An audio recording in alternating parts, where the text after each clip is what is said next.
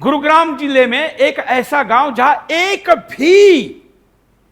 भी ईसाई नहीं है, लेकिन जिले का सबसे बड़ा चर्च बनने जा रहा है और इसका विरोध करने वाले गांव वालों को साथ देने का हमने तय किया है। कोई चर्च में जाए आपत्ति का कारण नहीं है, वो अपनी मान्यता रखे, लेकिन जहां चर्च जाने वाला ही नहीं है वहां चर्च चला जाए, इसका मतलब आप पहले से ही धर्मांतरण करने क्या योजना बना चुके हैं या कुछ क्रिप्टो क्रिश्चियन आपने वहां पर बना के रखे हैं। हिंदू बहुल गांव का चर्च का क्या काम का एक वीडियो में आपको दिखाता हूं। परिवार के 10,000 हिंदू परिवार के गुरुग्राम टिकली गांव के अंदर ये देखिए 10 बीघा जमीन पर बड़ी चर्च का निर्माण।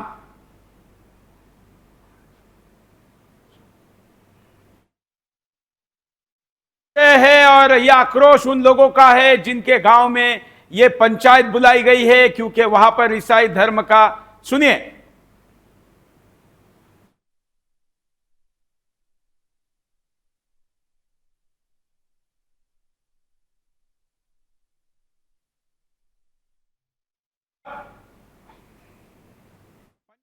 रही है।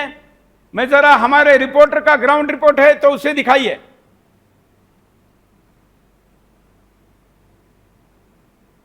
दिल्ली से करीब 25 से 30 किलोमीटर दूर एक ऐसे गांव के अंदर खड़ा हूं जहां पर एक निर्माण को लेकर जो है वो विवाद खड़ा हो गया। और विवाद क्यों खड़ा हुआ है उसकी वजह भी मैं आपको बताऊंगा, क्योंकि ये जो पूरा गुरुग्राम का एक संपन्न जो गांव है टीकली गांव, और टीकली गांव के अंदर तमाम जो परिवार हैं वहां पर वो सभी के सभी हिंदू परिवार उस गांव के अंदर जो है वो रहते हैं। आप ये देखिए, करीब ये मेरे पीछे आप जो बाउंड्री देख रहे हैं ना, ये कोई यहाँ पर कोई हॉस्पिटल या कोई स्कूल नहीं बनने वाला, बल्कि ये करीब 10 बीघा के अंदर जो है यहाँ पर एक भव्य चर्च का निर्माण होने जा रहा है। और जिसका अब गांव वाले के जो लोग हैं वो इसका विरोध कर रहे हैं कि आखिरकार जब इस गांव के अंदर एक भी ईसाई नहीं है तो आखिरकार इतनी भव्य चर्च का निर्माण यहाँ पर क्यों हो रहा है। हालांकि एक बड़ी पंचायत जो है इस गांव के अंदर रखी गई है, गांव के कुछ युवा भी हैं।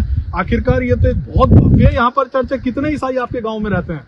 हमारे गांव में 1% एक बंदा भी ईसाई नहीं है। एक बंदा किसी गांव में होगी, ज्यादा हो 2 हो 4, एक घर नहीं, एक बंदा भी ईसाई नहीं है। तो इतना बड़ा ये 10 बीघे के अंदर चर्च किस लिए बनाई जा रही है? यहाँ पे डाइवर्ट करेंगे, हिंदुओं को डाइवर्ट करेंगे, जो हमारे से बिछड़े हुए हैं, जो सेकुलर अपने आप को कहते हैं, उनको डाइवर्ट करेंगे।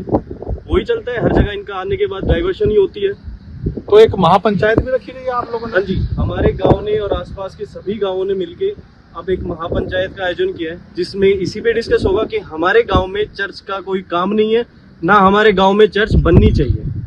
मतलब कितने इस गांव जो टीकली गांव पड़ता है गुरुग्राम का, कितने इसमें हिंदू परिवार हैं? यहाँ हमारे 10,000 है, 10,000 के आसपास है, जिनमें से 5-6 हजार हमारे। सबसे ये लगा लो कि जो विधानसभा बादशाहपुर में सबसे बड़ा गाँव होता है वो टीकली गाँव का, सबसे बड़ा गाँव टीकली गाँव का।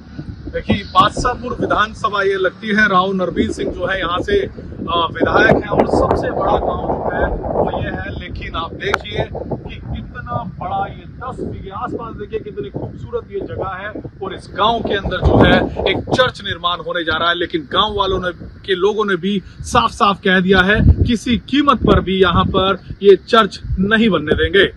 सागर कुमार, सुदर्शन न्यूज, गुरुग्राम। तो चलिए हमारे साथ जो गेस्ट है उनसे बात करते हैं। आप लोगों को भी कहते हैं कि सोशल मीडिया पर इसका विरोध करिए, जमीन पर जाकर विरोध करना तो हिंदू भूल गया है। अरुण कृष्णा, यह आपके जिले का मामला है? हाँ जी, मेरे निवास स्थान के काफी समीप ये जगह है और मुझे इसके बारे में आज पता चला है। हम कल ही टीकरी जा रहे हैं। समस्या ये है सुरेश जी की, आप देखेंगे गुरुग्राम के अंदर हिंदू धड़ल्ले से इन जिहादियों को मकान देता है, दुकानें देता है, अपने घर में रखता है, बाकायदा इनके लिए घर बनाता है, पीजी बनाता है, और बिना ये देखे डिस्क्रिमिनेशन करे कि हिंदू मुसलमान है। अपने इनके रेंट के टारगेट होते हैं, उसी टारगेट को पूरा करने के लिए ये पूरी तरह से पैसे के लालच में हिंदू आज पूरी तरह से उसकी चेतना समाप्त हो चुकी है। हम तो काफी यहाँ पर जगह जगह विरोध करते हैं इस बात का कि भाई ये आपने जो अलबेक और इतनी दुकानें खोल रखी हैं, भैया तुम्हारे लिए क्या पैसा ही सब कुछ है? कितना पैसा कमाओगे? तुम्हारे पास 5-5, 8-8 फ्लैट है, इतनी जमीन है, तुम इन जिहादियों को अपनी दुकानें क्यों दे रहे हो? आज नवरात्रे के दिनों में आप देखोगे हमारे गुरुग्राम के अंदर चारों तरफ मीट की दुकानें खुली हैं, लेकिन हिंदू जो स्वयं उन मीट वालों को दुकानें दे रहा है, किस मुंह से वो बेशरम अंदर भी जाएगा कि बोले भाई दुकान बंद कर दे? समस्या आप समझ, समस्या हमारी ये है कि हमारा शत्रु कहीं बाहर नहीं बैठा हुआ, हमारा शत्रु हमारे अंदर है। हिंदुओं की कायरता, हिंदुओं की लालच, हिंदुओं के जो सेल्स टारगेट है कि मुझे तो कमा के इतना पैसे वाला बनना है, इतना पैसे वाला बनना है, कश्मीर की तरह पैसे वाला बनना है कि एक दिन हमें मस्जिदों से आवाज आएगी कि भाग जाओ यहां से सारे, केवल अपनी छोरियां लड़कियां छोड़ जाना। तब तक ये विधर्मी मानेंगे नहीं। ये जो कार्य हो रहा है ये यही नहीं हो रहा। मैं गुरुग्राम के जो यहाँ का जो विधायक है मुकेश शर्मा के पास गया, क्योंकि मेरे पास रिपोर्ट आई कि शीतला माता मंदिर के पास हर रविवार को ये जो ईसाई हैं, ये वहां के हिंदुओं को जो अशिक्षित हैं उनको संडे को बुलाते हैं रविवार को अपने कार्यक्रमों में और उनको ईसाई बना रहे हैं। मैं विधायक के पास गया भी यहां पर मुकेश शर्मा के पास ये बात बोलने कि भाई आप मेरी सहायता करो क्योंकि ये आपका क्षेत्र है।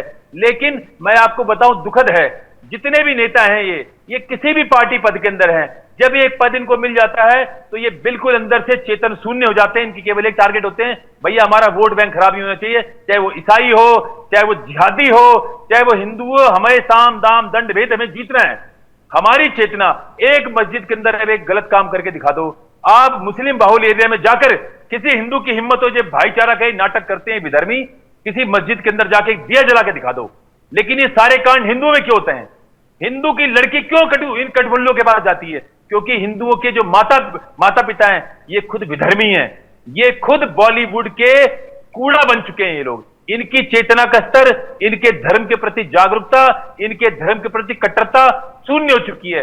दूसरी बात, एक बहुत बड़ी बात बोलूंगा, हो सकता किसी को बुरी लगे, हमारे देश के अंदर सैकड़ों महामंडलेश्वर हैं, 4 शंकराचार्य हैं, दुनिया भर के जगत गुरु हैं, 50,000 साधु हैं, करोड़ों, ये जितने भी हैं, जो भी मैं बोलना नहीं चाहता, लेकिन अपने आश्रमों से निकल के सड़क पे काम करना नहीं जानते। ये हम सड़क पे काम करते हैं, गाली खाते हैं, लड़ते हैं, हर पुलिस, यहां तक कि मैं जेल में जा चुका हूं। लेकिन जब तक एक एक साधु संत सड़कों पे निकल के इस जागृति को नहीं लाएगा, जब तक इन सीएम जिनको हम अपने वोटों से जिताते हैं, हम इनके सामने खड़े होकर बोलेंगे नहीं कि जब अगर तुम्हारे क्षेत्र में अगर एक भी हिंदू धर्म के किसी नेता को पकड़ा गया या कोई हिंदू विधर्मी हिंदू धर्म के विरोध कोई कार्य होगा तो नेताजी आपकी खैर नहीं है। जब तक हिंदुओं के अंदर वो कट्टरता जागृति नहीं आएगी, ये सब रुकेगा नहीं। धर्म के प्रति पूरी तरह विमुखता है, पूरी तरह समाप्त हो चुके हैं, संज्ञा शून्य हो चुके हैं हिंदू। मैं आपको बताऊं, हमारे शास्त्रों में स्पष्ट शब्दों में लिखा हुआ है, मित्रस्याहम चक्षुषा सर्वाणि भूतानि समीक्षे मित्रस्य चक्षुषा समीक्षामहि। जीव को मारना और जीव को खाना ये पूरी तरह से अपराध है, पाप है। लेकिन हिंदू खा रहे, हिंदू कह रहे हमारा भाई है। आपको बताऊं, यहां पर बब्बू खान नाम की एक दुकान है बादशाहपुर के अंदर, जहां से हमारे ये राव साहब मंत्री हैं। बब्बू खान की दुकान पे स्पष्ट शब्दों में लिखा हुआ है हलाल मीट साहब। इसका मतलब है कि हराम जो हिंदू खाते हैं, यहां हिंदू की दुकान नहीं है, उस पे हजारों लाखों हिंदू जाके मांस खरीदते हैं। जब हम बोलते हैं तो हम इनका सामना करते हैं हिंदुओं का, हिंदू उलट लेके आ जाते हैं मारने के लिए हमें। बताइए क्या करें? हिंदुओं के अंदर चेतना, ये जो हमारे लाखों साधु हैं ये अपने आश्रमों में बैठे हुए, ये अपने महादेव का काम बाबा, ही नहीं कर रहे हैं। आपकी प्रतिक्रिया, मैं महादेव बाबा की प्रतिक्रिया लेता हूं। महादेव बाबा, ये बड़ा दुर्भाग्यपूर्ण बात होती जा रही है कि अब हिंदू साधु तो ऐसे किसी गांव में जाते नहीं जहां पर एक भी हिंदू नहीं है, जाकर कन्वर्जन करे, लोगों को हिंदू धर्म में वापस लाए। ये तो प्राकृतिक भी है, लेकिन चर्च वाले आपसे ज्यादा आगे हैं।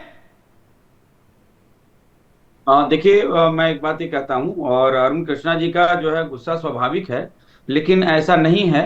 अब इस समय देखिए, बहुत सारे लोग, हमारा लखनऊ में आनंद आश्रम है और हमारे वहां बहुत सारे संत हैं, जो कि हम लगभग 30 से अधिक मतलब जहाज में फंसे हुए बेटियों के उसमें झगड़े में हम लोग गए, वहां छुड़ाए, उनके लिए बहुत संघर्ष लेकिन किया। आप लोग जितने लोगों की घर वापसी करवा रहे हैं, उससे ज्यादा लोग हिंदू धर्म के छोड़ के जा रहे हैं, ये भी सच है ना। और आपको मैं बता दूं, घर वापसी कराने के लिए अभी बहुत सारा उसमें भी प्रपंच है, उसमें भी मुहर लगना, डीएम से आदेश लेना, उसमें भी बड़ी बड़ी समस्याएं आ रही हैं। और अपने वहां लोगों के अंदर कि वो वापस होगा तो किस धर्म में आएगा, कहां उसकी शादी विवाह होगी, बहुत समस्याएं आ रही हैं। लेकिन वास्तव में इसमें एक चीज, सारे समस्याओं का उत्तर है। आप संपर्क करिए, कार्यक्रम के बाद बात करिए, आपकी सारी प्रकार की मदद की जाएगी। मैं डॉक्टर डीके दुबे जी के पास चलता हूं। दुबे जी, आखिर ये कैसा संविधान है जहां एक भी ईसाई नहीं, वहां पर दुकान पहली लग रही है, माल बाद में आएगा। ये तो षड्यंत्र है, ये कोई वो नहीं है, ये षड्यंत्र है। और षड्यंत्र ये है कि ये सब बनाकर प्रलोभन देकर और एक चमत्कारी टाइप का वो गठन करके और लोगों को वापस करना है। लेकिन इसके कानूनन प्रावधान है। गांव की भूमि प्रबंधन समिति होती है जो बैठक करे और ग्राम पंचायत उस पर तय करे। उसके बाद जो अनुमति का वो रहता है तो ग्राम पंचायत मना कर सकती है, वहां पर सेक्रेटरी रहता है वो उसको मना कर सकता है। भूमि प्रबंधन समिति रहती है वो उस पर रेजोल्यूशन पास करके डिस्ट्रिक्ट मजिस्ट्रेट के पास जाया जा सकता है। और कई एक जजमेंट ऐसे हैं जिसमें ये कहा गया है कि जिन क्षेत्रों पर नक्शा नहीं पास हुआ है या जिनकी अनुमति नहीं है, खास तौर से ये एग्रीकल्चर लैंड होगी, एग्रीकल्चर लैंड को कंस्ट्रक्शन नहीं किया जा सकता जब तक कि उसका कन्वर्जन ना हो जाए। तो पहले लैंड का कन्वर्जन रोका जा सकता है और बहुत सारे इसमें प्रावधान हैं जिनको लेकर इस पर कार्रवाई हो सकती है। और जहां तक मैं समझता हूं कि वहां गुड़गांव में या मैं नोएडा की बात करूं या इस तरह के जो शहर रहते हैं जहां दुनिया भर का आदमी इकट्ठा होकर आता है, यहाँ बहुत कठिन काम है। और जिस प्रकार से गांव के लोग उठकर बैठे हैं, ग्राम पंचायतें अगल बगल की उठकर बैठी हैं और उन्होंने विरोध किया, ये तो साधु बात का विषय है कि भाई वो आए और उन्होंने सीधा सीधा विरोध करना शुरू किया और ये रेजोल्यूशन पास कर रहे हैं। तो मुझे लगता है कि जागरूकता तो आ रही है। हाँ, वो स्पीड जो होनी चाहिए वो स्पीड नहीं हो पा रही। लेकिन कन्वर्जन के कानूनों में उत्तर प्रदेश की बात अभी महाराज जी कर रहे थे, उत्तर प्रदेश के कानूनों में घर वापसी का जो चक्कर है उसमें किसी प्रकार की कोई कानूनी बाधा नहीं है। अब वो अलग बात है कि वहां सरकारी अधिकारियों को हम कन्विंस नहीं कर पा रहे हैं या हमारे पास वकीलों की कोई टोली नहीं रहती, उन्होंने रिसर्च नहीं करी, उन्होंने काम नहीं किया। लेकिन उत्तर प्रदेश का जो घर वापसी का कानून है या फिर उत्तर प्रदेश का एंटी कन्वर्जन लॉ है वो घर वापसी पर कोई विशेष प्रतिक्रिया नहीं करता है और उस पर किसी प्रकार का कोई बाधा भी नहीं है। हाँ, वो अलग बात है कि अधिकारी, जैसे मैंने कहा, अधिकारी परेशान करते हैं क्योंकि उनको लगता है कि कहीं हम कानूनन ना फंस जाएं, तो वो उसके लिए वकीलों की एक टोली बिठानी पड़ती है और उसको लेकर उनको कन्विंस करना पड़ता है। जी बिल्कुल। प्राची अधिकारी, आपकी प्रतिक्रिया इस मुद्दे पर, क्यों आप उत्तराखंड से आती है और उत्तराखंड में भी हमने मुद्दा कई बार उठाया कि पहाड़ों पर जहां पर एक भी ईसाई नहीं, ऐसे गांव में बड़े बड़े उत्सव कैसे किए जा रहे हैं, ईसाईयत के बड़े बड़े सेलिब्रेशन कैसे हो रहे हैं, चर्च कैसे बन रहे हैं।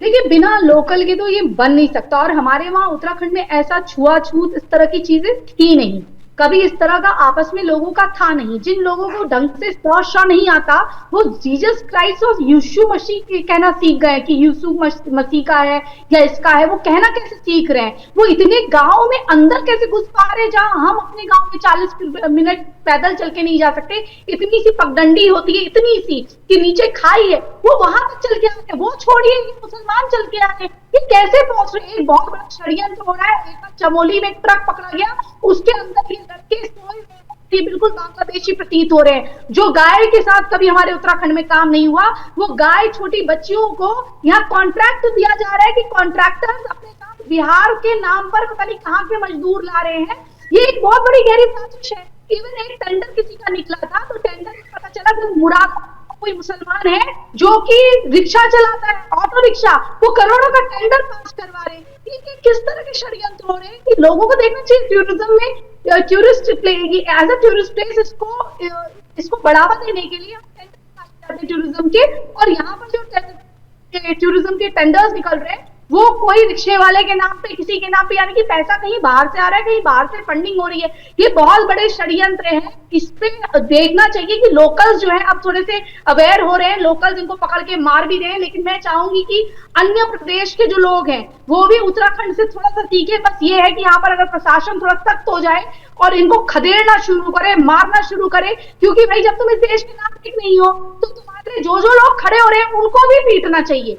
क्योंकि जो लोग इनके लिए बड़े वकील रखते हैं और जिनकी वाइफ यहाँ पर, जैसे कपिल सिब्बल है, जिनकी वाइफ को क्वीन ऑफ बीफ कहा जाता है, जो बहुत बड़ी बीफ इंडस्ट्री चलाती हैं, वो जो हर जगह पहुंच जाते हैं, इन लोगों से सवाल करना चाहिए कि आप देश को क्या बनाना चाहते हो। इस्लामिक शासन, आपको ये गलतफहमी है कि आपको ये इस मजहब के यहाँ पर आने के बाद जब काले पूरे भारत में लग जाएगा तो ये आपको सलाखों में बैठेंगे। ये आपकी गलतफहमी है, क्योंकि आप एक मौन ना हो, उसके बाद ये जब इनके लोग आ जाएंगे तो सबसे पहले जिबा आपको किया जाएगा, आपको खदेड़ के मारा जाएगा, क्योंकि जो काफिर अपने लोगों के साथ गुनाहगार है वो काफिर हमारे साथ भी लायक नहीं हो सकते, वो जानते हैं, इसलिए वो दो मुंह सांप को कभी रखते नहीं, चल देते हैं। इसलिए लोग हैं ममता बनर्जी या कपिल सिब्बल जैसे, या यहाँ पर भी जो उत्तराखंड, बिल्कुल बिल्कुल बिल्कुल, और इसलिए इस मुद्दे को हमने उठाया, और अगर आपके यहाँ पर भी ऐसा कुछ हो रहा है तो हमको संपर्क करिए, हम उस मुद्दे को प्लेटफॉर्म देंगे, ताकि आज जैसे हमने इस मुद्दे को उठाया तो वहां प्रशासन पहुंच गया है,